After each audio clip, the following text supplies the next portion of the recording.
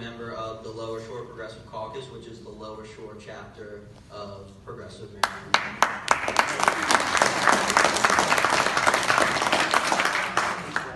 So because I'm talking about the Fight for 15, I'd like to share a little bit about my experience working a minimum wage job. So in 2016, when I was a senior in high school, I got my first real job working at a Domino's Pizza near me.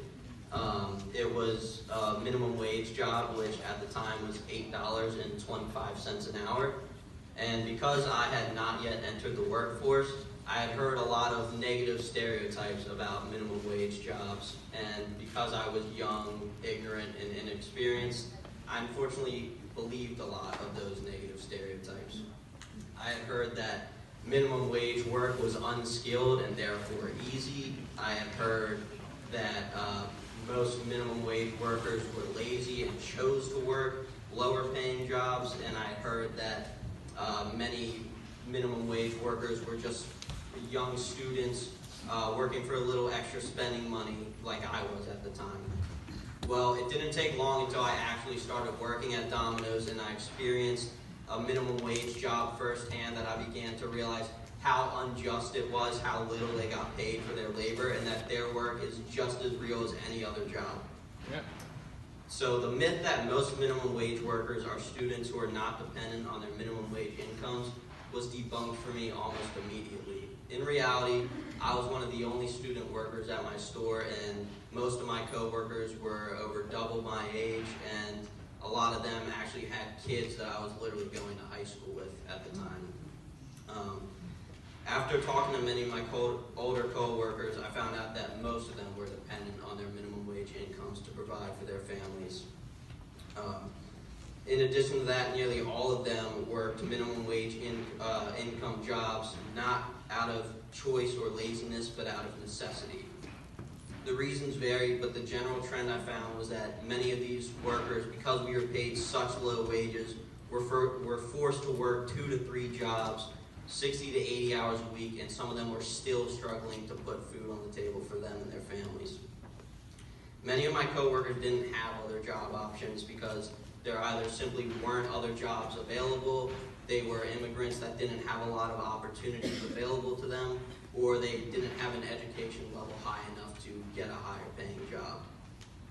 The truth is, since the mid-1970s, the minimum wage has not kept up with the cost of living, and it actually currently holds less purchasing power than it did in the year 1968. All of this is happening while corporations are seeing record profits, and the wealthiest 1% of our nation is seeing their net worth skyrocket. The widening gap between rich and poor in our society has reached levels of inequality we have not seen since literally times of ancient Egypt. They say that we can't afford to pay our workers a $15 minimum wage.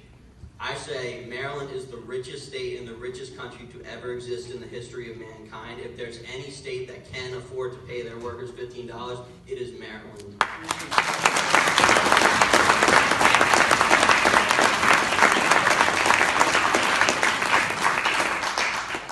Maryland's failure and the state legislature's failure to pass a $15 minimum wage has prevented wage increases for hundreds of thousands of Maryland workers, which means more families are having trouble paying bills and putting food on the table for them and their families.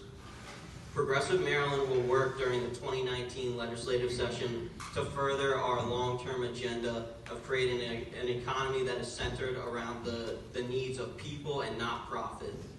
Getting a $15 minimum wage passed in the state of Maryland is a huge step to getting that systemic economic change that we so desperately want and deserve. In order to achieve this, though, we know that activating grassroots support will be absolutely essential. And to achieve that goal in our long-term agenda, we need to build the capacity of working-class people to organize and pressure their officials effectively towards our objectives, like a $15 minimum wage, like fair elections, like mass liberation. If you'd like to play an active role in the upcoming fight for a $15 minimum wage, please come to my breakout session at the end and find out what you could do to help. Thank you.